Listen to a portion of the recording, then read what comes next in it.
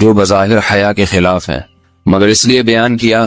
کہ اگر آپ صلی اللہ علیہ وسلم بیان نہ کرتے تو لوگ ان بے شرمی کے کاموں میں مبتلا ہو جاتے۔ اسی وجہ سے میں بھی یہ ہمت کر رہا ہوں کہ ایک اور ایسا گناہ جس میں لوگ مبتلا ہیں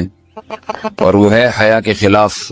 مگر ہے بہرحال شریعت کا مسئلہ اور لوگ اس میں گناہ میں مبتلا بھی ہیں، اس لیے بتانا ضروری ہے۔ وہ یہ ہے کہ لوگ شادی کے بعد بھی آج کی نوجوان نسل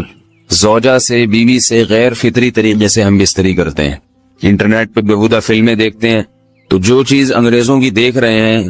کہ ان کے کلچر آہستہ آہستہ میڈیا کے ذریعے ہمارے معاشرے میں بھی آ رہا ہے۔ اللہ کے رسول صلی اللہ علیہ وسلم نے لعنت فرمائی ہے، ایک روایت میں ہے کہ اللہ اس کی طرف دیکھے گا نہیں کہ جو اپنی زوجہ سے پچھلے راستے سے ہم بستری کرے گا۔ یہ بیماری بھی، یہ گندگی بھی لوگوں میں پھیلتی جا رہی ہے، خاص طور پہ جن کو لڑکوں سے بدفعلی کی عادت پڑ جائے تو وہ زوجہ سے فطری راستے سے ہم بستری نہیں کرتے۔ اللہ نے فرمایا کہ نساؤکم حرث لکم، یہ تمہاری زوجات ہیں، بیویاں ہیں، یہ نسل بڑھانے کے لیے ہیں، تو اسی راستے میں انسان اپنی خواہش کو پوری کر سکتا ہے جس راستے سے نسل بڑھتی ہے۔ اس کے علاوہ کسی اور راستے سے اپنی خواہش کو پورا کرنا یہ حرام ہے، گناہ کبیرہ ہے، گندگی ہے۔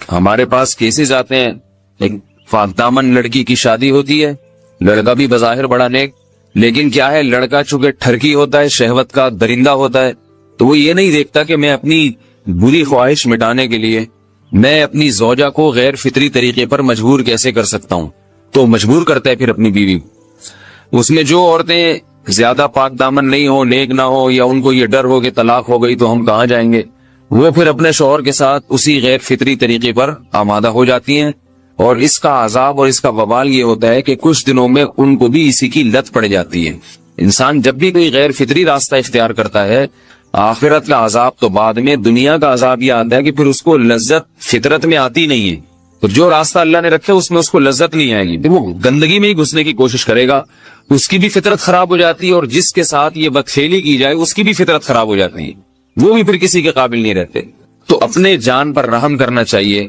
ہم انسان ہیں، ہم درندے نہیں ہیں، ہم گھوڑے نہیں ہیں، ہم گدھے نہیں ہیں، ہم جانور نہیں ہیں، ہم انگریز نہیں ہیں۔ انگریز نے تو حیا اور شرم کی تمام حدود کو توڑ دیا ہے، وہ تو درندے بن چکے ہیں۔ ہم تو درندے نہیں ہیں، ہم تو حلال کھاتے ہیں، پاک صاف رہنے کی کوشش کرتے ہیں۔